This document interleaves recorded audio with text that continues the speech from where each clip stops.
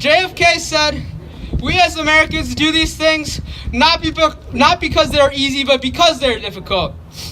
Mr. Congressman, I promise to you that America, while it will not be the first country to institute gun reform within its borders, it will be the country where the fight will be the most hard fought and the most rewarding.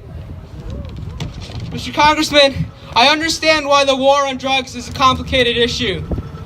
I understand why the war on terror is a continuing debate. But why, in this country of freedom, are we so motivated to pursue a war on our own children? Mr. Congressman, if Nicholas Cruz was a perfectly law-abiding citizen and gun owner until he stepped foot into that school, then our laws need to change. Mr. Congressman, your colleagues often reference President Reagan as a paragon of American leadership. He presided over the end of the Cold War era, and in his own words, the Soviet empire of evil that drove students under desks in atomic bomb drills.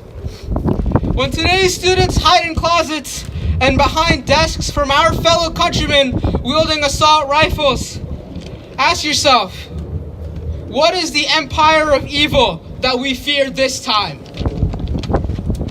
Your colleagues and base of supporters often proclaim that if we want common sense gun reform, we're going to have to tear their guns from their cold dead hands. Mr. Congressman, you're going to have to tear our ballots and our voter registration forms from our cold dead hands. And you know what, Mr. Congressman? Don't worry if you didn't get all of that. I know it's a long speech. I'm going to tell it to you again.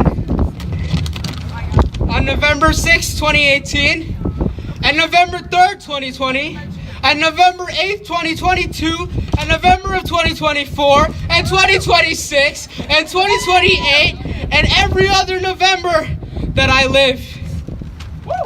Mr. Congressman, take the Parkland Pledge.